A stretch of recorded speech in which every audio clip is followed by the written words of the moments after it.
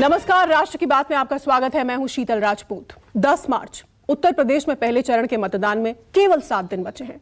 5 दिन बाद प्रचार भी खत्म हो जाएगा। सियासी नेताओं की धड़कनें बढ़ रही हैं।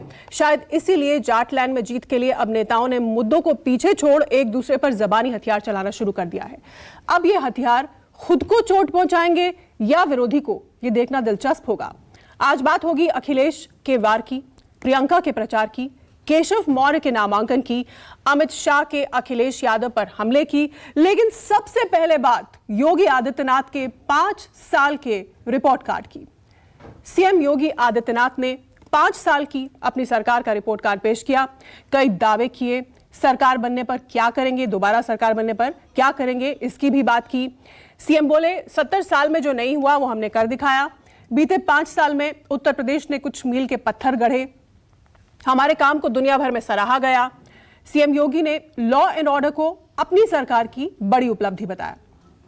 रिपोर्ट कार्ड में योगी ने दावा किया कि पहले यूपी की अर्थव्यवस्था 7वें पायदान पर थी, जो अब दूसरी पोजीशन पर पहुंच गई है। सालाना प्रति व्यक्ति आमदनी बढ़ी है, जो पहले 45,000 थी, अब 94,000 रुपए तक चली गई है। 5 साल पहले यूपी का सालाना बजट 2 लाख करोड़ रुपए था, जो अब 6 लाख करोड़ के पार चला गया है। अखिलेश यादव पर वार करते हुए योगी आदित्यनाथ ने कहा कि अखिलेश सरकार में 700 से ज्यादा दंगे हुए थे। जब से बीजेपी सरकार बनी है, एक भी दंगा नहीं हुआ। लॉ एंड ऑर्डर के मुद्दे पर सीएम बिल्कुल फोकस्ड दिखाई दिए। इनफैक्ट आज पूरे अपने इस कॉन्फ्रेंस के दौरान वो बहुत फोकस्ड थे। कहा कि 5 साल में आपराधिक मामलों में कमी आई है, डकैती की वारदातें 58% कम हो गई हैं, हत्याकांड 23% कम हो गए, फिरौती अपहरण के मामलों में 53% की कमी आई, बलात्कार के मामलों में 45% की कमी दर्ज की गई, 694 अपराधियों पर एनएसए के तहत कार्रवाई हुई और माफिया की 2040 करोड़ की प्रॉपर्टी को ध्वस्त किया गया। आइए सुनते हैं एक बार योगी आदित्यनाथ ने क्या क्या कहा। निवेश का एक अच्छा गंतव्य बना। पहला इन्वेस्टर समिट जब उत्तर प्रदेश सरकार ने किया था, तो उसमें हमें 4,68,000 करोड़ रुपए के निवेश के एमओयू हमारे साथ हुए, जिसमें से हम लोगों ने 3 लाख करोड़ रुपए से अधिक के निवेश के प्रस्ताव को जमीनी धरातल पर उतार करके अलग अलग ग्राउंड ब्रेकिंग सेरेमनी के माध्यम से उसे जमीनी धरातल पर उतारने का कार्य किया। प्रदेश में लाखों नौजवानों को इससे नौकरी की संभावनाएं मिली, बढ़ी, रोजगार मिला। विगत 5 वर्ष के इस यात्रा के दौरान उत्तर प्रदेश ने कुछ मील के पत्थर भी गढ़े हैं। 1947 से 2017 तक उत्तर प्रदेश की अर्थव्यवस्था 6-7वें स्थान तक चल रही थी और 70 वर्षों में जो काम नहीं हो पाया, मात्र 5 वर्ष में ही उत्तर प्रदेश की इस इकोनॉमी को, अर्थव्यवस्था को हम देश के अंदर नंबर 2 स्थान पर लाने में हमें सफलता प्राप्त हुई। 5 वर्ष में कोई दंगा नहीं हुआ, कोई आतंकी घटना नहीं घटित हुई और उत्तर प्रदेश पहला राज्य है जिसने नई सूचना तकनीक का उपयोग करते हुए ई प्रोसिक्यूशन में सर्वाधिक कार्रवाई करते हुए देश के अंदर अग्रणी स्थान प्राप्त किया है। उत्तर प्रदेश के अंदर 1535 थाने हैं। सभी 1535 थानों में एंटी रोमियो स्क्वाड, महिला हेल्थ डेस्क पहले से स्थापित है। ये सफलतापूर्वक कार्य कर रही है। कोई दंगा नहीं, कोई आतंकी वारदात नहीं, अर्थव्यवस्था दूसरे पायदान पर, ये सब दावे तमाम थे योगी आदित्यनाथ के इस कॉन्फ्रेंस में। किसानों के बारे में उन्होंने कहा कि किसानों के लिए सरकारी अनाज खरीद पर बड़ा दावा किया कि बीजेपी सरकार में 794 लाख मेट्रिक टन अनाज एमएसपी पर खरीदी गई। एसपी सरकार 217 लाख मेट्रिक टन खरीदा करती थी, जबकि बीएसपी की सरकार में यह खरीद 240 लाख मेट्रिक टन की थी। सीएम योगी ने यह दावा भी किया कि पिछले 5 साल में कोई चीनी मिल यूपी में बंद नहीं हुई, जबकि पिछली सरकारों में 29 चीनी मिलें बंद हुई थीं। 1.57 लाख करोड़ गन्ना किसानों को रिकॉर्ड भुगतान किया गया इस सरकार के कार्यकाल में, ऐसा उनका कहना था। इसके साथ ही 348 करोड़ लीटर एथेनॉल का उत्पादन भी हुआ। पुलिस भर्ती पर भी सीएम ने कहा, उन्होंने कहा कि 1.5 लाख पुलिसकर्मियों की पारदर्शी बेहद ट्रांसपेरेंट तरीके से भर्ती की गई, जबकि 86,000 पुलिसकर्मियों को प्रमोट किया गया। महिला पुलिसकर्मियों की संख्या 3 गुना बढ़ी है। पहले एक भी एफएसएल लैब उत्तर प्रदेश में नहीं थी, अब 6 एफएसएल लैब्स हैं यूपी में, साथ ही 18 एफएसएल लैब्स पर काम जारी है। तो ये तो रही सीएम योगी आदित्यनाथ की सरकार के रिपोर्ट कार्ड की बात। अब बात करते हैं अखिलेश यादव और जयंत चौधरी की। आज बुलंदशहर में उन्होंने भी प्रेस कॉन्फ्रेंस की। बीजेपी के रिपोर्ट कार्ड पर अखिलेश जमकर बरसे और कहा कि बीजेपी के पास विकास का कोई मॉडल ही नहीं है। योगी समाजवादी मॉडल को लागू करके वाहवाही लूट रहे हैं। नतीजे आने दीजिए, बुल और बुलडोजर का उत्तर प्रदेश में पता नहीं लगेगा। योगी इस बार सीएम नहीं बनने जा रहे हैं, ऐसा कहना था अखिलेश यादव का। हमको विरासत में किसानों की लड़ाई मिली है, हमको यानी अखिलेश यादव जयंत चौधरी को, हम यूपी के 2 लड़के अखिलेश और जयंत मिलकर लड़ेंगे। सीएम योगी के गर्मी वाले बयान पर भी अखिलेश यादव ने बयान दिया। उन्होंने कहा कि मुख्यमंत्री की जो भाषा बदली है, पता नहीं क्यों बदल रही है, जो लोगों ने हवा चलाई है वो सीएम को समझ नहीं आ रही। बताइए, सीएम योगी आदित्यनाथ कंप्रेसर है क्या जो ठंडा कर देंगे? वो कह रहे हैं कि गर्मी उतार देंगे। हम गर्मी नहीं उतारेंगे, युवाओं के लिए भर्ती खोलेंगे। आइए आपको सुनवाते हैं अखिलेश यादव ने क्या क्या कुछ और कहा। मुख्यमंत्री जी की जो भाषा बदली है, पता नहीं मुख्यमंत्री क्यों भाषा बदल रहे हैं। और मुझे लगता है कि जो हवा चल रही है पहले चरण में, यहां के लोगों ने ऐसी हवा चलाई है कि भारतीय जनता पार्टी और खासकर मुख्यमंत्री जी, उनको समझ में नहीं आ रहा कि क्या कहा जाए। जो लोग कह रहे हैं, गर्मी की बात कर रहे हैं, हम उन्हें भरोसा दिलाना चाहते हैं कि गठबंधन की सरकार बनेगी तो भर्ती दी जाएगी, भर्ती खोली जाएगी। गर्मी नहीं, भर्ती। नौजवानों को भर्ती के लिए उन्हें देने का काम, उनको नौकरी देने का काम गठबंधन में होगा। उधर केंद्रीय गृह मंत्री अमित शाह आज अनूप शहर में प्रचार के लिए पहुंचे थे। बोले, समाजवादी पार्टी के माफिया प्रत्याशी किसी का भला नहीं कर सकते, उत्तर प्रदेश का विकास हो रहा है। और क्या क्या कहा अमित शाह ने, आइए सुनते हैं। आलिया मालिया जमालिया निकल कर आते हैं, हमें परेशान करते हैं।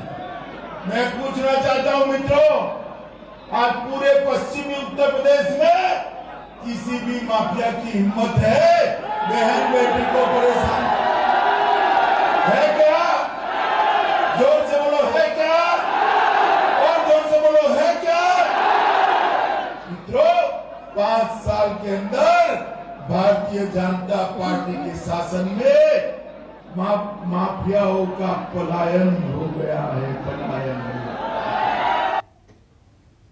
और इससे पहले डिप्टी सीएम केशव प्रसाद मौर्य ने कौशाम्बी की सराथू सीट से नामांकन किया। इस दौरान उनके साथ बीजेपी अध्यक्ष जेपी नड्डा और धर्मेंद्र प्रधान के साथ कई नेता मौजूद रहे।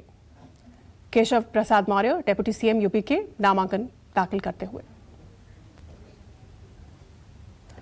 दूसरी तरफ कांग्रेस की जमीन मजबूत करने के लिए प्रियंका गांधी आज बुलंदशहर के सिकंदराबाद पहुंची, जहां उन्होंने घर घर जाकर कांग्रेस उम्मीदवार के लिए प्रचार किया।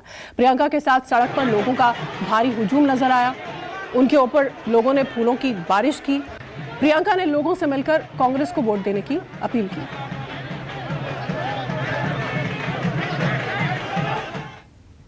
यूपी की लड़ाई बेहद कड़ी है, इसलिए नेताओं की जुबान की तासीर बता रही है कि सिरहन वाली सर्दी में सियासी गर्मी किस कदर शबाब पर है।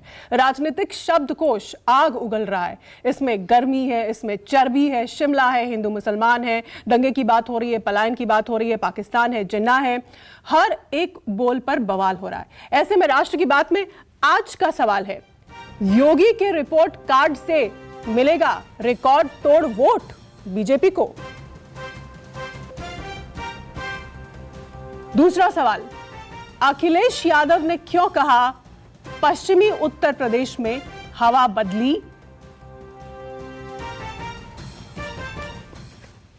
हमारे साथ खास पैनल जुट चुका है बहस करने के लिए। मेरे साथ बीजेपी के प्रवक्ता मनीष शुक्ला हैं, पंकज श्रीवास्तव कांग्रेस के प्रवक्ता हैं, डॉक्टर आशुतोष वर्मा प्रवक्ता Samajwadi party, doctor MH Khan BSP के प्रवक्ता, साथ ही वरिष्ठ पत्रकार आशुतोष हमारे साथ जुड़े हुए हैं। मैं सबसे पहले समाजवादी पार्टी के पास ही चलती हूं। समाजवादी पार्टी के डॉक्टर आशुतोष वर्मा हमारे साथ हैं। डॉक्टर आशुतोष, अखिलेश यादव ने यह कहा कि पश्चिमी उत्तर प्रदेश में हवा बदली तो मुख्यमंत्री की भाषा भी बदली। दूसरी तरफ योगी आदित्यनाथ कहते हैं कि हमने तो 70 साल का रिकॉर्ड तोड़ दिया। अब किसकी बात सच माने और सही माने? आंकड़े लेकर आए बाकायदा वो। नहीं, किसी की बात सच मानना न मानना ये है प्रवक्ताओं का काम नहीं। मुझे लगता है ये जनता खुद ही अपने आप में तय करने जा रही है। देखिए, जो पार्टी 5 साल तक सत्ता में रही है उसको रिपोर्ट कार्ड देना पड़ रहा है। जो पार्टी 5 साल सत्ता में रही है उसको बताना पड़ रहा है कि पिछले पहले क्या होता था, अब क्या हो रहा है। और आज हालात ये हैं कि वो जहां भी जा रहे हैं उनके विधायक, उनके प्रत्याशी लगातार वीडियो आप लोगों के चैनल के भी तो दिखाए जा रहे हैं, वो गांव और देहातों में घुस नहीं पा रहे। यहां तक हालात ये हो गई हैं कि बड़े बड़े केंद्रीय मंत्री वापस किए जा रहे हैं। इसलिए अभी मैंने कल ही देखा कि कई पुलिस वालों को लेके पहले क्षेत्रों में भेजा जा रहा है कि मंत्री जी आएंगे फलानी जगह पर प्रचार करने के लिए। ये क्यों करना पड़ रहा है?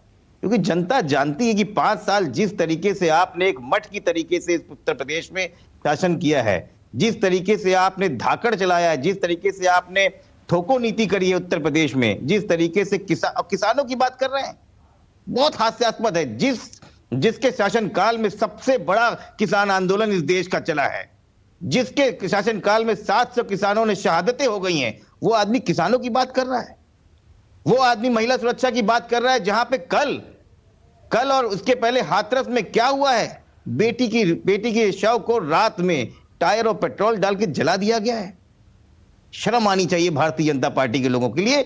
रिपोर्ट कार्ड तो दूर है, वो बात करने लायक नहीं है। मैं जानता हूं कि क्या होने जा रहा है 10 मार्च को, और पूरा प्रदेश जानता है 10 मार्च को क्या होने जा रहा है। मनीष शुक्ला, बीजेपी प्रवक्ता, इस पर रिएक्शन दें। वो कह रहे हैं कि मठ की तरह 5 साल सरकार चलाई, लॉ एंड ऑर्डर को लेकर तमाम दावे जो है वो हवाई हैं, कुछ नहीं हुआ ऐसा उत्तर प्रदेश में। देखिए, मुझे समाजवादी पार्टी के प्रवक्ता की बातों से कोई आश्चर्य नहीं हुआ जब उन्होंने कहा कि ये रिपोर्ट कार्ड देने आए हैं, क्योंकि जिनके अंदर कभी जिम्मेदारी का भाव न रहा हो वो इस भाव को नहीं समझ सकते। हमारा स्पष्ट मानना है कि जिसकी भी सरकार हो उसको रिपोर्ट कार्ड देना चाहिए। उस रिपोर्ट कार्ड के आधार पर जनता के बीच जाना चाहिए। हमारी सरकार के 100 दिन पूरे हुए, चाहे साल भर, 2 साल, 3 साल, 4 साल, 4.5 साल और अब लगभग 5 साल पूरे होने वाले हैं। हम अपना रिपोर्ट कार्ड रख रहे हैं। हम बता रहे हैं कि हमने 5 लाख नौजवानों को नौकरियां, हमारे मुख्यमंत्री जी ने बताया कि 794 लाख मीट्रिक टन अनाज की खरीद 5 सालों में हुई, जबकि अखिलेश यादव ने केवल 217 लाख मीट्रिक टन खरीदा। डिबेट तो इसी पे होनी चाहिए। इनको बताना चाहिए कि आज जो इनका जो पुराना ट्रैक रिकॉर्ड है उसी पे तो डिबेट होगी।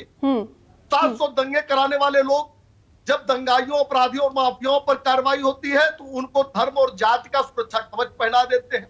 जब मुख्यमंत्री जी कहते हैं कि अपराधियों के ऊपर कार्रवाई करेंगे, उनके ऊपर कड़े शब्दों का प्रयोग करते हैं, तो मरोड़े अखिलेश यादव और जयंत चौधरी के पेटों में उमड़ती है।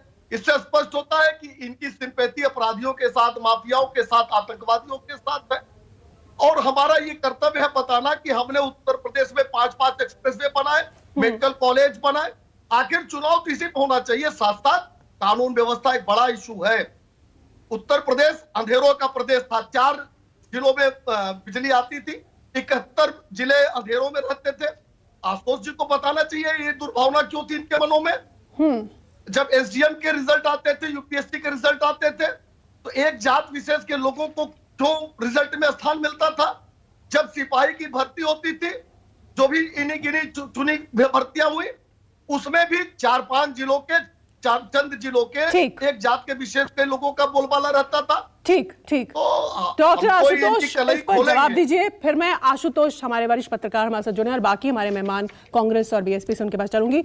डॉक्टर आशुतोष, इन्होंने जो पॉइंट वार चीजें रखी हैं आपके कार्यकाल से अपने कार्यकाल को कंपेयर करते हुए, आज सीएम ने भी रखी, उस पर अपना रिएक्शन दीजिए। नहीं, बिल्कुल ठीक है। मुझे लगता है कि बहुत बढ़िया बात करी मनीष शुक्ला ने। अगर कंपेयर ही किया जाए, हम भी पॉइंट वार ही आते हैं। देखिए, आज एनसीआरबी के डाटा में लेके बैठा हूं। मुझे लगता है कि एक बार देश के माध्यम से, आपके चैनल के माध्यम से ये पता चले कि क्या हालात हैं। सिर्फ बोल के बड़ी बड़ी बातें करना और होर्डिंग पे नाम लिखना, इससे नहीं होता है। 2012 में जो टोटल हो जाए, बता रहा हूँ ना मनीष जी। अरे मनीष जी धैर्य रखो ना, आ रहा हूँ। बताइए ना, टोटल वायलेंस, सरकारी आज ऑन रिकॉर्ड ये देखो अभी बता रहा, अभी सब पे आ रहा हूँ, क्यों धैर्य मत खोइए। टोटल वायलेंस क्राइम जिसमें rape, POCSO, child rape, murder, kidnapping, abduction, rioting, robbery और डकैती आती है 2012 में। मैं साल बता रहा हूँ, 33,824 और 2017 में 64,450, 2013 में 38,779, 2018 में 65,155, 2014 में 41,889 और 2019 में 55,519, 2015 में 40,613 और 2020 में, क्योंकि उसमें कोविड भी हुआ था, उसके बावजूद 51,933। पास्को में, किडनैपिंग में आप आ जाइए, किस पे बात करना चाहते हैं? और आप क्या बात कर रहे थे? एसडीएम की। मनीष शुक्ला जी, मैं चैलेंज करता हूं न्यूज चैनल पे, और आपको चैलेंज करता हूं कि वो लिस्ट दिखा दीजिए जिसमें यादवों की भर्ती हुई थी, जिसमें एक ज्यादा घबराते क्यों नाम, और मैं आपको बताता हूं। नहीं रुकिए, अच्छा ठीक है, मैं आप दोनों के पास फिर लौटूंगी। मैं आप दोनों के पास फिर लौटूंगी। मेरा जवाब पूरा नहीं हुआ है, मेरा जवाब पूरा नहीं हुआ है। चलिए जल्दी से पूरा कीजिए, क्योंकि और भी लोग हैं, मुझे उन्हें भी वक्त देना है। योगी गवर्नमेंट में आपके चैनल के माध्यम बताना चाहिए, इस समय उत्तर प्रदेश में 75 जिलों में 20 डीएम ठाकुर जाति के हैं। एक मिनट रुक जाइए, 20 डीएम ठाकुर जाति के हैं। आशुतोष, मुख्यमंत्री योगी आदित्यनाथ का 5 साल का रिपोर्ट कार्ड, जिसमें वो कह रहे हैं कि 70 साल का रिकॉर्ड टूटा, दूसरे पायदान पर अर्थव्यवस्था, कोई दंगा नहीं, कोई बवाल नहीं। और दूसरी तरफ से अखिलेश यादव का काउंटर कि क्योंकि पश्चिमी यूपी में हवा बदली है, अब सरकार ये जाने वाली है, इसलिए भाषा भी बदल गई। आप इन दोनों को कैसे आंकते हैं?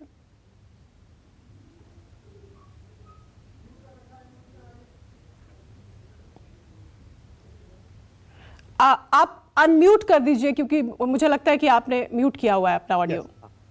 हाँ। सबसे पहले तो मुझे लगता है कि एक अच्छी चीज हुई है इस चुनाव के दौरान कि पिछले 5 साल के कार्यकाल के ऊपर मुख्यमंत्री जी बातचीत कर रहे हैं, भारतीय जनता पार्टी उससे बातचीत कर रही है और समाजवादी पार्टी उसका जवाब दे रही है।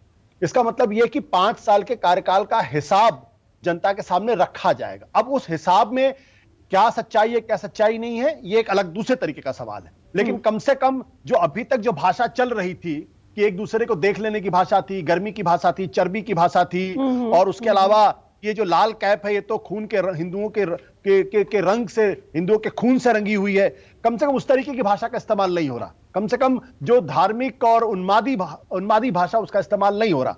चूंकि रिपोर्ट कार्ड की बात हो रही, इसलिए मैं भी कुछ आंकड़े रखना चाहूंगा। और पहली बात जो मैं कहना चाहता हूं कि हमारे ख्याल से जो भारतीय जनता पार्टी के प्रवक्ता साहब हैं उनको इस बात का जवाब जरूर देना चाहिए। बिल्कुल। क्योंकि बेंगलोर के एक थिंक टैंक है जिसका नाम है पब्लिक अफेयर्स सेंटर, और इसने ग्रोथ, इक्विटी एंड सस्टेनेबिलिटी, इन 3 मानदंडों पे राज्य सरकार के आंकड़ों और केंद्र सरकार के आंकड़ों के आधार पे, कोई अपना आंकड़ा इनका नहीं है, उसके आधार पे इन्होंने ये कहा है कि 2016 में उत्तर प्रदेश 12वें नंबर पे था 18 राज्यों में, और 2020 में ये 18 नंबर पे है, यानी सबसे पीछे है। 2017 में 14 नंबर पे पहुंचा, 2018 में 14 नंबर पे था, 2019 17 नंबर पे था, और 2020 में 18वें नंबर पर है। जहां तक नीति आयोग का सवाल है, तो नीति आयोग ने भी अपनी रिपोर्ट में कहा है कि उत्तर प्रदेश में गरीबी की स्थिति बहुत खराब है और नीचे से तीसरे पायदान पे है। आज की तारीख में उत्तर प्रदेश में पिछले जो डेट है, कर्जा है, वो 6,10,000 करोड़ का है। 2017 में यह डेट था 4,70,000 करोड़ का। तो ये 6,60,000 करोड़ का जो ये डेट है, जो इस डेट का मतलब ये है कि उत्तर प्रदेश की आर्थिक स्थिति दिवालिया होने के कगार पे है। अगर आप ग्रोथ रेट के संदर्भ में बात करें, मैं कोविड के समय की ग्रोथ रेट की बात नहीं कर रहा हूं, 2017 और 2012-17 के बीच में 6.92% ग्रोथ रेट थी। योगी जी के जमाने में कोविड के पहले यानी मार्च 2020 का अगर आप आंकड़ा उठा के देखेंगे 4.8% है। जो लेबर फोर्स पार्टिसिपेशन रेट है वो पिछले दिनों 38% से घटकर 33% हुआ है। ये मैं बेरोजगारी की बात नहीं कर रहा हूं, इसका मतलब यह कि उत्तर प्रदेश के अंदर जो रोजगार था उसमें 5% की कमी आई है। इससे कितनी बेरोजगारी बढ़ी है, यह एक अलग तरीके का सवाल है। ठीक। तो मनीष शुक्ला, अगर आप और आंकड़ों की बारे में जी, बात जी। करेंगे तो आपके जिस पास आंकड़े फिर आऊंगी आशुतोष। अभी जो फिलहाल आपने आंकड़े रखे, मनीष शुक्ला, आशुतोष ने केंद्र के आंकड़े रखे अलग अलग एजेंसियों नहीं, के, केंद्र के और ये नहीं कहा रखे, कि एक दिवालियेपन संस्था की स्थिति में है इस वक्त उत्तर प्रदेश। इसको आप कैसे देखिए, काउंटर करेंगे? आपका रिएक्शन? एक तो उन्होंने न केंद्र के आंकड़े रखे न राज्य के आंकड़े, ये गलतफहमी जनता के बीच नहीं जानी चाहिए। कोई संस्था है जिसका उन्होंने आंकड़ा उद्धृत किया है, बहरहाल उनका अपना आंकड़ा वो जाने। देखिए 45,000 प्रति वर्ष प्रति व्यक्ति आय थी उत्तर प्रदेश की, 4 सालों में वो 94,000 प्रति व्यक्ति हुई है, यानी दुगने से ज्यादा बढ़ी है प्रति व्यक्ति आय प्रति वर्ष उत्तर प्रदेश में। उत्तर प्रदेश की अर्थव्यवस्था देश में छठी थी, जो दूसरे अर्थव्यवस्था के रूप में देश में हुई है इस केवल 5 सालों में। और हमने 2-3 बड़ी बातें कही, क्योंकि किसानी खेती की बात लोग करते हैं। हमने एक सवाल पूछा कि 794 लाख मीट्रिक टन अनाज की खरीद हमने की। समाजवादी पार्टी के जो साथी हैं वो बताएं कि उन्होंने कितने की खरीद की, और बीएसपी वाले बैठे वो भी बताएंगे कि कितने मीट्रिक टन की खरीद उन्होंने की थी। उनको ये भी बताना चाहिए कि उत्तर प्रदेश में जो केंद्र की तमाम योजनाएं चल रही थी, कहीं 1723 मकान बना रहे थे, कहीं 1200 मकान बना रहे थे। आज उत्तर प्रदेश प्रधानमंत्री आवास योजना सहित 43 योजनाओं में उत्तर प्रदेश 1 नंबर पे है। चीनी उत्पादन की अगर हम बात करें तो 2017 के पहले 10 साल में केवल 64 लाख मीट्रिक टन चीनी का उत्पादन हुआ था, और 5 साल में 116 लाख मीट्रिक टन चीनी का उत्पादन हुआ, और उसका रिकॉर्ड भुगतान भी किया गया है।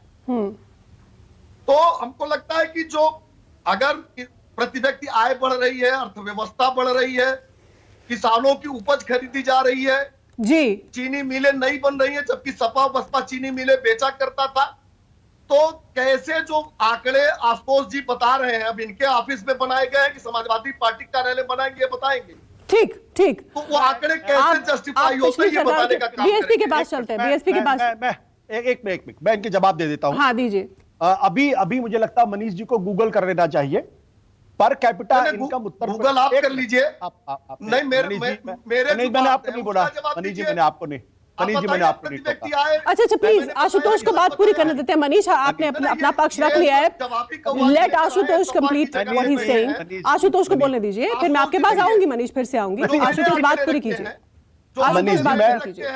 उसको उत्तर के आधार पे आप मनीष ऐसे नहीं, क्योंकि सबके पास जाना है मनीष, और भी लोग हैं कांग्रेस के पास जाना है, बीएसपी आपके पास मैं आऊंगी मनीष। पहले आशुतोष को अपनी बात पूरी करने दीजिए। आशुतोष बात पूरी कीजिए, जवाब दीजिए जो बातें मनीष। मैं कोविड के बाद की समय की बात नहीं कर रहा हूं, मैं प्री कोविड टाइम की बात कर रहा हूं। प्री कोविड उसके बाद साल में कितनी मैं बता रहा हूं आपको, आप शांत हो जाए, बोल सकते हो, शांत जाए। पर कैपिटा इनकम 41,023 रुपए है, नेशनल एवरेज था 86,659। 36 राज्यों में पर कैपिटा इनकम में उत्तर प्रदेश 32वें नंबर पर है। ये देखिए, देख लीजिए, ये उपलब्ध। आप पर जो चाहे 2017 में कितना था? अगर आज मनीष जी आप मेरे डेटा को, आप मेरे आंकड़ों को खारिज कर दीजिए, मुझे कोई दिक्कत नहीं है। बता दीजिए, और 2022 में बता दीजिए, तो सामान्य जनता समझ लेगी। ये जो आप मेरे आंकड़ों को उड़ाना चाहते हैं, मेरे आंकड़ों को खारिज। चलो मैं आगे बढ़ती हूँ, आप लोगों के पास फिर आऊंगी। डॉक्टर एमएच खान बीएसपी के प्रवक्ता हमारे साथ जुड़े हैं, उनके पास चलती हूँ, और पंकज श्रीवास्तव के पास भी इसके बाद रिएक्शन लूंगी। आज जो रिपोर्ट कार्ड पेश हुआ उसमें ये कहा गया कि सरकार ने 794 लाख मीट्रिक टन अनाज खरीदा, बीएसपी के दौरान 240 लाख था, समाजवादी पार्टी के दौरान उससे भी थोड़ा कम 217 था। ये तमाम आंकड़े दिए। फिर ये कहा कि 5 साल में कोई चीनी मिल बंद नहीं हुई। ये तमाम तरह की बातें हुई हमारे कार्यकाल में, जो बीएसपी और समाजवादी पार्टी पिछले कार्यकालों में नहीं हुई। आपका रिएक्शन डॉक्टर खान? नहीं, योगी आदित्यनाथ जी अभी तक तो गर्मी और चर्बी सबकी बात कर रहे थे। अभी तक तो वो बात कर रहे थे बजरंग बली हमारे, अली तुम्हारे। अभी तक वो बात कर रहे थे कि हनुमान जी दलित हैं, फलाना है, ढकाना, ये सब हिंदू मुसलमान कर रहे थे। आज डाटा लेके बैठे हैं। आप गांव में जाइएगा ना, गांव में तो दौड़ाए जा रहे हैं लोग। भारतीय जनता पार्टी के प्रत्याशी चाहे एमपी वाले हों चाहे एमएलए वाले हों, दौड़ा के मारे जा रहे हैं, कुर्ता फाड़ा जा रहा है। महंगाई चरम सीमा पर है। डाटा और ये गिराने से गांव की महंगाई नहीं कम हो जाएगी। गांव में जो स्थिति पैदा हो गई है, किसानों के बीच में स्थिति पैदा हो गई है, 70% से ज्यादा लोग गांव देहात में रहते हैं। किसान आज अपना खेत नहीं जोत पा रहा है, डीजल की महंगाई कहां तक पहुंच गई। आप देखिए, जब से 5 राज्यों में इनका चुनाव आ रहे हैं भारतीय जनता पार्टी के लोग, तब से डीजल और पेट्रोल का दाम नहीं बढ़ रहा। ये आश्चर्यजनक है कि नहीं है?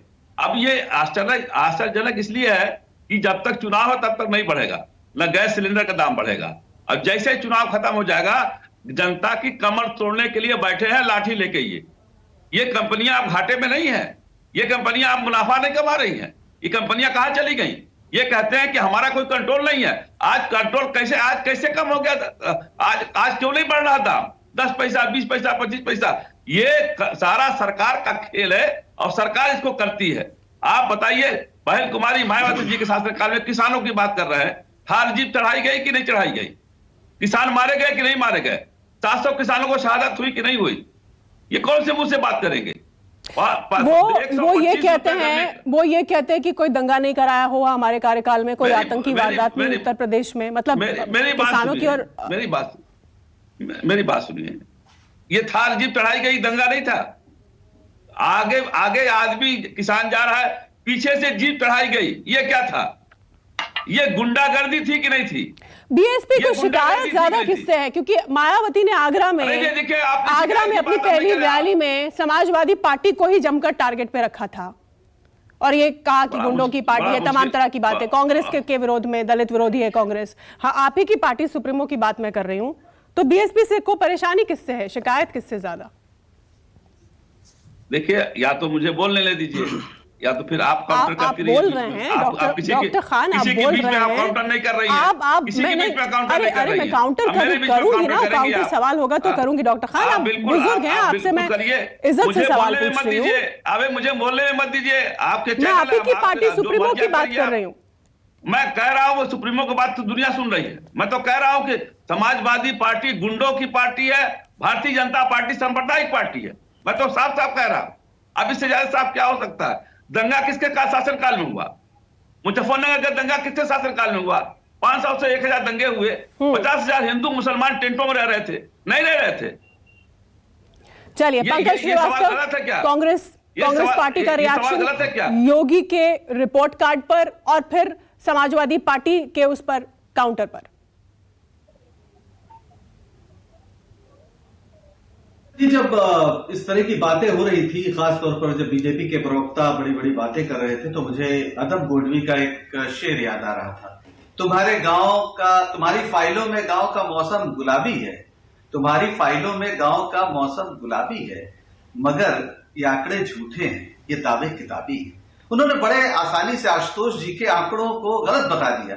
तो नीति आयोग के आंकड़े देख लें। ये तो नीति आयोग ने कहा है ना कि उत्तर प्रदेश गरीबी में नंबर 3 पर है। ये नीति आयोग ने कहा है कि स्वास्थ्य सेवाओं में उत्तर प्रदेश फिसड्डी है।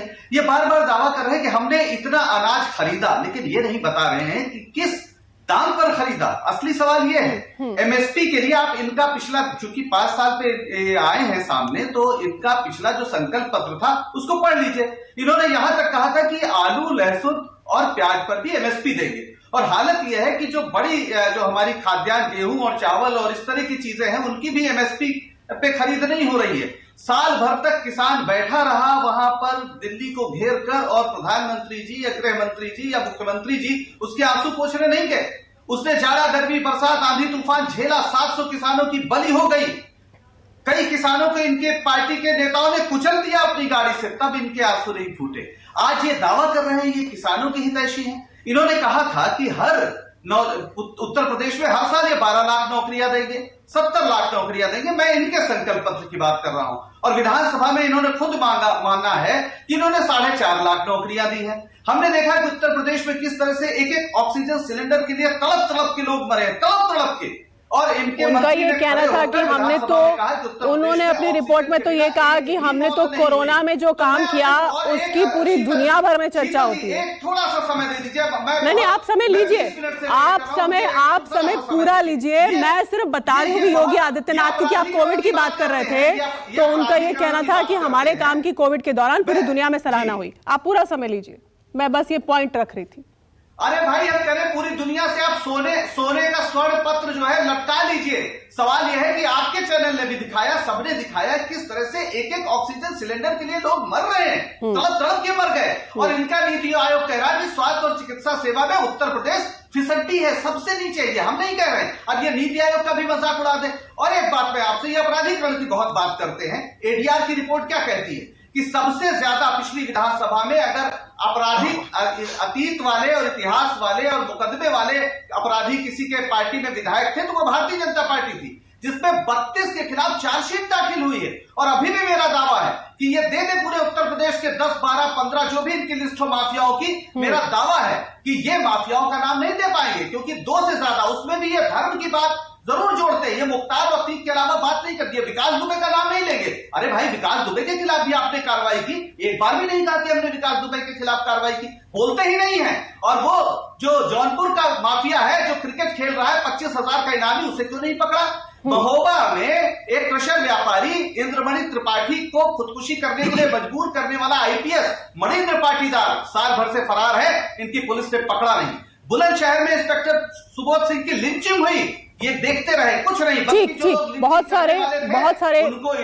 सारे सवाल, आरोप आपने दागे हैं। मनीष शुक्ला से इसका जवाब लेते हैं, बीजेपी के प्रवक्ता से। मनीष शुक्ला, आइए। देखिए शीतल जी, ये मैं जानता था कि अनाज खरीद पे विपक्ष समेत कोई विश्लेषक बात नहीं करेगा। जो प्रति व्यक्ति आय बढ़ी है उस पर भी कोई प्रवक्ता या कोई विश्लेषक नहीं बात करेगा। बात अंत में उसी विषय पर आने वाली है। मैं भी चाहता था, क्योंकि कानून व्यवस्था भी एक विषय है, उस पर भी बात होनी चाहिए। अभी पंकज जी ने अदम गोडवी की एक शेर को पढ़ के अपनी बात को आरंभ किया। यद्यपि वो शेर कांग्रेस के समय में अदम गोडवी जी ने कहा था और उसी समय वो चरितार्थ होता था। तो अपने शासनकाल के शेर को आप भारतीय जनता पार्टी के समय में पढ़ के अपनी पीठ थपथपा सकते हैं, लेकिन जनता को पता है कि उस समय की परिस्थितियां वो थी जब अदम गोडवी ने लिखा। दूसरी बात, अभी उन्होंने कहा कि एफआईआर दर्ज है एडीआर की रिपोर्ट। एडीआर की रिपोर्ट में चाहे आंदोलनों से निकलने वाले व्यक्ति के ऊपर एफआईआर हो और चाहे मुख्तार अतीक जैसे लोगों के ऊपर एफआईआर हो, वो तो आईपीसी की उन्हीं धाराओं में शामिल होती है, करी जाती है। तो पंकज जी देखिए बीच में बोल रहे हैं। नहीं, कोई नहीं बोल रहा, आप अपनी बात पूरी कीजिए। पंकज कोई नहीं बोल रहा है, सब खामोशी से सुन रहे हैं आपको। मैं जानता हूं कि पंकज जी भी इलाहाबाद विश्वविद्यालय में छात्र राजनीति करते थे। कर्नलगंज थाने में इनके ऊपर भी एफआईआर दर्ज हो, लेकिन कर्नलगंज और आईपीसी के अंदर ही दर्ज हुई रही होगी। तो लेकिन कोई पंकज को प्रयाग का माफिया नहीं कहेगा तो अतीक को ही कहेगा, क्योंकि जनता जानती कौन माफिया है। तो एडीआर की भाई जो माफिया है उनका नाम लीजिए, 25,000 का इनामी है, नाम क्यों नहीं ले रहे हैं? दुखी मत होइए। अगर मैं बात कर रहा हूं 25,000 का इनामी क्रिकेट खेल रहा है भाई, अब मेरी बात आ जाने दीजिए। इसलिए कि योगी जी कहते हैं छत्री होने पर गर्व करता हूं, इसलिए कार्रवाई नहीं होगी। सेल्फ गोल आपने लिया है, इसलिए कार्रवाई नहीं होगी। सेल्फ गोल दागा है आपने। शीतल जी मुझे मेरा समय दे दीजिएगा, इनको चिल्ला लेने दीजिए। ठीक है, बात पूरी कीजिए, फिर आप भी बोलिएगा। पंकज आप रिएक्ट करिएगा, पहले उनको बात को शोर मचा लेने दीजिए, फिर हमको बोलने दीजिए। नहीं, कोई शोर नहीं, आराम से बात करें। तो मैंने तो केवल इसलिए उसकी चर्चा की क्योंकि इन्होंने अतीक मुख्तार का नाम लिया था, तो मैंने याद दिला दिया कि आईपीसी की धारा पंकज श्रीवास्तव के ऊपर भी लगी रही होगी। जब ये कर्नलगंज में चले जाए, उठा लीजिए तो निश्चित मिल जाएगी। मैं भी छाप देता था, मेरे ऊपर भी एफआईआर रहा होगा।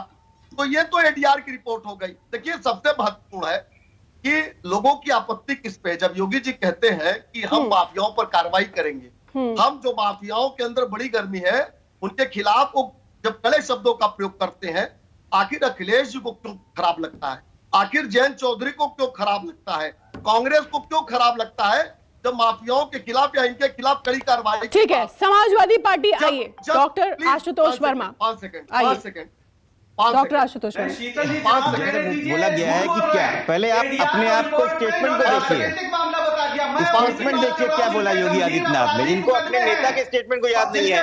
ठीक पंकज, मैं आपके पास आती हूँ। पंकज मैं आपके पास आती हूँ। पंकज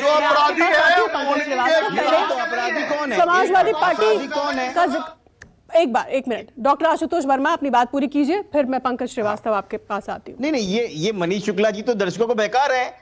इनके नेता की बात क्या है कि 10 मार्च के बाद विपक्ष की गर्मी खत्म कर दी जाएगी। अरे आप क्या गर्मी खत्म करोगे?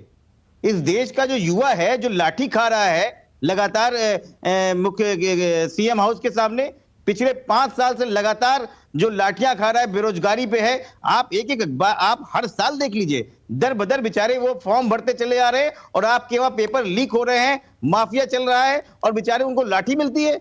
और आपने क्या, कोरोना में आपने विश्व स्तर पर आपने नाम लिया था। हाँ बिल्कुल, डंका बचा है।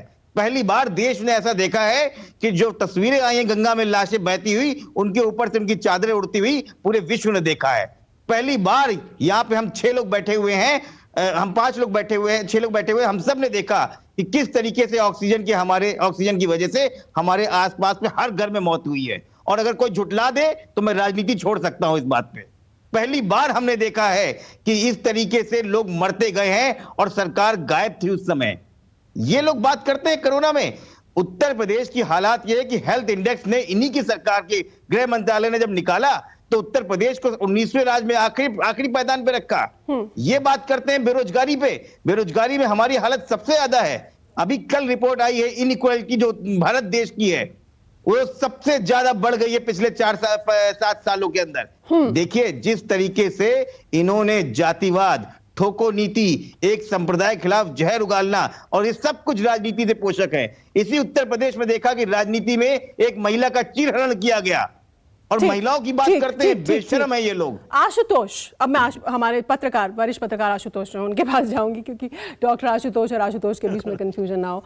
आशुतोष, ये बातें जो निकल कर आ रही हैं इस डिबेट में, अब जैसे ये कह रहे हैं, कोई कहता है कि गर्मी, कोई कह रहा है चर्बी। आपने कहा कि चलो कम से कम रिपोर्ट कार्ड जब पेश हुआ और उसके बाद जो रिएक्शन आई तो भाषा तो कम से कम नियंत्रित हुई है, लेकिन ये वाकई बहुत दुर्भाग्यपूर्ण है जिस तरह से ये गर्मी, चर्बी और ये सब इस चुनाव में देखने को मिल रहा है। हर चुनाव में होता है, लेकिन नहीं। देखिए, ये इसकी जितनी भर्त्सना की जानी चाहिए उतनी भर्त्सना होनी चाहिए। और हमारे राजनीतिक जमात की जो भाषा है, जो जुबान है, वो इस कदर खराब हुई है कि बच्चों को कहना पड़ता है कि बेटा तुम टीवी मत देखो। और ये दुर्भाग्य, ये मैं किसी एक पार्टी की वजह से नहीं कह रहा हूं, मैं सारी राजनीतिक दलों को इसके लिए दोषी देता हूं। मुख्यमंत्री कुर्सी पर कोई बैठा हुआ है या प्रधानमंत्री कुर्सी पर कोई बैठा हुआ है या कोई राजनीतिक पार्टी का कोई अध्यक्ष, अगर उसकी भाषा अगर बिगड़ती है तो बच्चों को हम क्या संदेश देना चाहते हैं।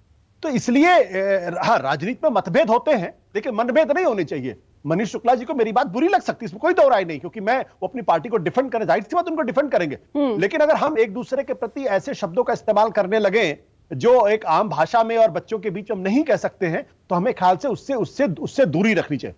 दूसरी बात, इस वक्त 2017 के बाद से सरकार वहां भारतीय जनता पार्टी की सरकार है, तो जनता को जवाब उस सरकार के 5 साल के कार्यकाल पर ही देना पड़ेगा। जो अखिलेश यादव की सरकार थी, 2012 से 2017 की सरकार थी, उसका हिसाब उन्होंने दिया, जनता ने उनको नकार दिया। जनता ने अगर नहीं नकारा होता तो आपको बंपर बहुमत नहीं मिला होता। अब आपका वक्त है जवाब देने का। जब आपके सामने मैं आंकड़े रख रहा हूं, तो अगर आप उन आंकड़ों को चाहे तो झुठला दे, वो एक अलग तरीके का सवाल है। मैं तो आपसे कहता हूं कि अप्रैल 2017 में उत्तर प्रदेश में बेरोजगारी का जो आंकड़ा था 2.4% था, जो आज की तारीख में 4.2% हो गया। अप्रैल 2020 में 21.5% बेरोजगारी का आंकड़ा था। अब इसको कैसे आप झुटला सकते हैं? मैन्युफैक्चरिंग सेक्टर में नेगेटिव ग्रोथ है, नेगेटिव 3.34%, और 2017 में 14.64% था। वो कहते हैं कि आप प्रति व्यक्ति जो वार्षिक आमदनी बढ़ी है उसका जिक्र ही नहीं कर रहा कोई। वो कह रहे हैं कि उसको कोई नोटिस ही नहीं लेना चाहता। मैंने आपको बताया प्रति पर कैपिटा इनकम का मतलब क्या होता है। प्रति व्यक्ति आय, प्रति व्यक्ति आय हिंदुस्तान की जो औसत प्रति व्यक्ति आय है उसका आधा है। अरे उत्तर प्रदेश की 2017 की बता दीजिए, 16 की बता दीजिए और 2022 की बता दीजिए। थोड़ी सभ्यता हम लोग रखे आपस में, ज्यादा कितना अनाज सपा ने खरीदा, कितना भारतीय जनता पार्टी ने खरीदा। मनीष जी, मैं तो कितने दंगे सपा के समय में हुए, कितने दंगे आप ही बोल लीजिए, फिर मैं नहीं बोलूंगा। आप बता दीजिए। नहीं, बात पूरी करें। कह रहा हूं मैं तो शीतल जी से कह रहा हूं। ठीक है, आपकी बात पहुंच गई। आशुतोष इसका जवाब, अपनी बात पूरी कीजिए, फिर पंकज श्रीवास्तव कुछ कहना चाह रहे हैं। प्रति व्यक्ति आय की बात क्यों की? क्योंकि इन्होंने एक आंकड़े दिए थे, मेरे पास आंकड़े कुछ और थे। वो आंकड़े ये कहते हैं कि 2019-2020 के बीच में, कोविड के समय की बात नहीं कर, कोविड के समय में पूरे देश में, दुनिया में हर जगह प्रति व्यक्ति आय घटी है। बिल्कुल। हाँ, तो उस वक्त का जो आंकड़ा ये कहता है कि 41,023 रुपए प्रति व्यक्ति थी। राष्ट्रीय प्रति व्यक्ति आय 86,659 36 राज्यों में उत्तर प्रदेश में 32वें नंबर पर है प्रति व्यक्ति आय के संदर्भ में। अब ये आंकड़े मेरे नहीं है, ये आंकड़े केंद्र सरकार के आंकड़े, आप जाके केंद्र सरकार से लड़ लीजिए। ठीक है, फटाफट इसका जवाब दीजिए मनीष, और फिर उसके बाद पंकज श्रीवास्तव। शीतल जी देखिए, आंकड़ों को माननीय मुख्यमंत्री जी ने कह रहे केंद्र सरकार के आंकड़े हैं, केंद्रीय एजेंसियों के आंकड़े हैं, कैसे झुटला रहे हैं, क्यों झुटला रहे हैं? नहीं, मैंने भी जो आंकड़े रखे राज्य सरकार के आंकड़े रखे हैं, चाहे वो अपराध के मामले के हो, चाहे रोजगार के मामले के हो, तमाम। एक बात मैं कहना चाहता हूं, आप लोगों ने जो भाषा की मर्यादा की बात की, मुख्यमंत्री जी अगर माफिया, गुंडों और आतंकियों के खिलाफ कड़े शब्दों का प्रयोग करते हैं तो वो शब्द किसी विपक्ष के नेता अखिलेश यादव, जयंत चौधरी के खिलाफ कैसे हो? क्यों आशुतोष जी या दोनों आशुतोष जी या अन्य लोग इस बात के लिए आपत्ति दर्ज कर रहे हैं कि अपराधियों के खिलाफ कड़े शब्द? भाषा सही नहीं, लेकिन पॉइंट वैलिड है अभी मनीष शुक्ला का, इस पे जवाब दीजिए डॉक्टर आशुतोष वर्मा। उन्होंने अखिलेश यादव या जयंत चौधरी या किसी व्यक्ति विशेष के लिए शब्द का इस्तेमाल नहीं किया। वो भाषण मनीष शुक्ला जी की प्रॉब्लम ये है कि अपने नेता का भाषण सुनते ही नहीं है। उन्होंने बोला कि 10 मार्च के बाद गर्मी निकाल दूंगा, क्या मतलब है इसका? मुझे नहीं लगता है कि 10 मार्च बाद गर्मी की निकालने के लिए अपराधियों के मनीष जी देखिए, ऐसा है कि ये जनता भी इतनी मूर्ख नहीं है, वो जनता सब समझती है आप किसको बता रहे। देखिए जिस तरीके से आपकी और योगी आदित्यनाथ की भाषा के ऊपर आप कमेंट नहीं कर सकते हैं, जो इस तरीके का काम ही करते हैं, ठोक दो, उड़ा दो, ये योगी आदित्यनाथ की पुरानी कहानी है। आप भी तो चर्बी उतारने की बात कहते हैं, जी ऐसा क्यों करते हैं? आपने भी तो चर्बी उतारने की बात कही, ये भी सही संयमित भाषा नहीं है, वो गलत है, ये भी गलत है, सब गलत है। चलिए ठीक है, पंकज श्रीवास्तव आइए, पंकज श्रीवास्तव, और फिर मैं डॉक्टर खान के पास चलूंगी, वीएसपी। देखिए सिर्फ भाषा का ही मसला नहीं है। हम हमारे देश का संविधान डॉक्टर अम्बेडकर ने बनाया था, जिन्होंने कहा था कि इस देश में पहले से लेकर अंत तक सबको भारतीय होना है। और हमारे जो माननीय मुख्यमंत्री जी है वो कहते हैं मुझे क्षत्रिय होने पे गर्व है। अब हम इनकी सुने या फिर रैदास की सुने, जो कहते हैं जात जात में जात है जस केलन के पात, रैदास न मानुष बन सके जब तक जात न जात। जिन्हें जाति पर गर्व है वो मनुष्य ही नहीं है, रैदास कहे गए हैं। और इनके गुरु जो गुरु गोरखनाथ, वो तो और बड़ी बात कहते थे, हिंदू पूजे देहुरा मुसलमान मस्जिद और जोगी पूजे परम पद न देहुरा न मस्जिद। जो मंदिर मस्जिद की लड़ाई में कभी पड़े ही नहीं। इनका पूरा राजनीतिक वक्तव्य, इनकी भाषा, इनकी बोली समाज को विभाजित करने वाली है। और मैं आपको बताऊं, 15 करोड़ लोगों को ये कहते हैं कि ये राशन देते हैं, बहुत बड़ी बात है। सच्चाई क्या है इसको उलट के देखिए, ये 15 करोड़ लोगों के हाथ में कटोरा थमा चुके हैं, जो 2 वक्त का भोजन नहीं कर सकते हैं। और अगर कांग्रेस ने भोजन गारंटी कानून नहीं बनाया होता तो आज ये भी नहीं दे पा रहे होते। तो ये लोगों को मजबूर कर रहे हैं कि वो कमा ना सके, वो खा ना सके, अपने बच्चों को गरिमा के साथ पढ़ा ना सके, ये इन पर मोहताज हो जाए। ये 5 किलो के राशन पर 200 रुपए की पन्नी पे इनका चेहरा लगा हुआ, उसको ये घर पे देके और लोगों का वोट खरीदना चाहते हैं। इन्होंने अपराधीकरण की बात की, तो मैं आपसे कहता हूं, क्यों उत्तर प्रदेश के मुख्यमंत्री और उप मुख्यमंत्री ने अपने खिलाफ लगे मुकदमों को खुद वापस ले लिया? इससे बड़ा अपराध क्या हो सकता है? अरे अदालत वापस करती, आप खुद कौन होते हैं वापस लेने वाले? इतना ज्यादा मर्यादाहीन आचरण कौन सा राजा कर सकता है, कौन सा मुख्यमंत्री कर सकता है? और इस पर सवाल क्यों नहीं उठेगा? हमारे पास वक्त कम है, मनीष शुक्ला जल्दी से इसका जवाब दे, और फिर doctor MH Khan closing comment, और आशुतोष। देखिए, जो जाति और धर्म का विरोध कर रहे हैं तमाम तर्कों के आधार पे, उनके प्रधानमंत्री कहा करते थे कि देश के संसाधनों पर पहला हक मुसलमानों का है। इनके प्रधानमंत्री राजीव गांधी ने तो दंगाइयों का साथ दिया और कहा कि अगर बड़ा पेड़ गिरता है तो धरती हिलती है। ये भी आज ये बात कर रहे हैं। और ये जो शेरो शायरी और कव्वाली करने के लिए 10 मार्च के बाद कांग्रेस को जवाबी कव्वाली में ही जाने का मौका जनता देने वाली है। देश और प्रदेश काम के आधार पर चलता है, तर्कों और आंकड़ों के आधार पर चलता है। ये कव्वाली और शेरो शायरी के आधार पर नहीं चलता। ये सब कांग्रेस के समय में कवियों ने कहा था, उसको आप भारतीय जनता पार्टी के शासनकाल पे मत करिए। ठीक है, उत्तर प्रदेश में हमारी सरकार ने समय मनीष, हमारे पास समय खत्म हो रहा है। डॉक्टर खान, एक फटाफट आपका आखिरी रिएक्शन, और फिर आशुतोष क्लोजिंग कमेंट। देखिए, उत्तर प्रदेश की जनता महंगाई से त्रस्त है, किसान अपने महंगाई से त्रस्त है। किसानों को गन्ना नहीं दिया जा रहा है, ये बता रहे हैं कि गन्ना का मूल्य हमने दे दिया। किसान जाड़ा, गर्मी, बरसात में अपने खेत में गन्ना उगाता है और मिल तक पहुंचाता है। पिछले साल का गन्ना का भुगतान हो गया, बता देंगे? पिछले साल का गन्ना का भुगतान नहीं हुआ, किसानों की बात कर रहे हैं। अब पिछले साल का गन्ना का भुगतान कर दिया हो तो बता दें आज। ये सवाल इस बात का है कि ये लफाजी से नहीं चलता है देश चलता है मर्यादा से। मर्यादा में सबको उससे लेके चलना पड़ता है। सब जन हिताय सब जन सुखाय का नारा होना चाहिए। देखिए बहन कुमारी मायावती के साथ पूरी बात सुन लीजिए, हमको मौका कम दिया आपने राजपूत जी। पहले भी आप बोले कम दिया आपने मौका, बात पूरी की। मैं खाली इतना कहता हूं कि गन्ना का भुगतान 125 से लेके जो दाम बढ़ाया 250 रुपया किया बहन जी ने। और फिर एक बार टिकैत जी के पिताजी लखनऊ में आए थे, 20 रुपया गन्ने के दाम बढ़ाने के कह रहे थे। बहन कुमारी मायावती जी ने कहा कि आप घर जाइए और कल सुबह अखबार पढ़िएगा, 40 रुपये गन्ने का दाम बढ़ाया था। इन लोगों ने कितना दाम बढ़ाया? भारतीय जनता पार्टी बता दे, समाजवादी पार्टी बता दे कितना गन्ने का दाम बढ़ाया? नहीं बढ़ाया, शून्य किया। कोई 25 रुपया, कोई 30 रुपया बढ़ाया। सबसे ज्यादा दाम बढ़ाया बहन कुमारी मायावती जी ने बढ़ाया। और जो लॉ एंड ऑर्डर की स्थिति थी, हाई कोर्ट से राम जन्मभूमि का फैसला आने वाला था, हाई कोर्ट से फैसला आया तो आदमी नहीं टकराया, उसको लॉ एंड ऑर्डर करते हैं। लॉ एंड ऑर्डर में बहन कुमारी मायावती जी को चलिए ठीक है समाजवादी पार्टी। ठीक है, क्लोजिंग कमेंट आशुतोष, 1 मिनट हमारे पास बचा है। देखिए शीतल जी, ये एक अच्छी बात है, कम से कम जो पूरी अभी तक बातचीत जो धर्मोन्माद पे टिकी हुई थी, जो एक दूसरे को निपट लेने पे टिकी हुई थी, चर्बी और गर्मी पे टिकी हुई थी। और अभी जो मुख्यमंत्री जी का ये बयान था कि लखनऊ का लड़का सत्ता में था और कत्ल करवा रहा था, तो कम से कम ये एक पॉजिटिव डेवलपमेंट है उत्तर प्रदेश की राजनीति में। और उत्तर प्रदेश इसीलिए अभिशप्त रहा है क्योंकि वहां मुद्दों में कभी चर्चा नहीं होती। अगर उत्तर प्रदेश के मुख्यमंत्री रिपोर्ट कार्ड रख रहे हैं तो जाहिर सी बात है कुछ बातें उसमें अच्छी भी होंगी, कुछ बातें ऐसी भी होंगी जिस पर विपक्ष उनका हमला करेगा। तो विपक्ष से आप ये क्यों उम्मीद करें? विपक्ष उसकी तारीफ करेगा। सरकार को डिफेंड करना है, विपक्ष को हमले करना है। तो ये अगर डिबेट चल रही है कि बेरोजगारी की क्या स्थिति है, पर कैपिटा इनकम की स्थिति क्या है, स्टेट पर कितना कर्जा है, वहां पर जो मैन्युफैक्चरिंग की क्या हालत है, कौन से नई इंडस्ट्री आए हैं और लॉ एंड ऑर्डर की स्थिति क्या रही, अगर इस पर चर्चा होती तो मुझे लगता है एक स्वागत योग्य बात है और इसका स्वागत होना चाहिए। बिल्कुल। आप सभी का हमारे साथ राष्ट्र की बात में इस डिबेट में जुड़ने के लिए बहुत बहुत धन्यवाद। तो जाति, धर्म, इन तमाम मुद्दों से इतर तर्क, आंकड़ों, विकास, रोजगार, इन सब चीजों की बात हो रही है, तो ये अच्छी बात है। एक छोटा सा ब्रेक, देखते रहिए न्यूज़ 24। नमस्कार, मैं हूं मानक गुप्ता। अगर आपको हमारा ये वीडियो पसंद आया हो तो इसे लाइक और शेयर जरूर करें। और हाँ, हमें सब्सक्राइब और फॉलो करना ना भूलें ताकि आप देश और दुनिया की कोई खबर मिस ना करें। तो जुड़े रहिए हमारे साथ और देखते रहिए न्यूज़ 24।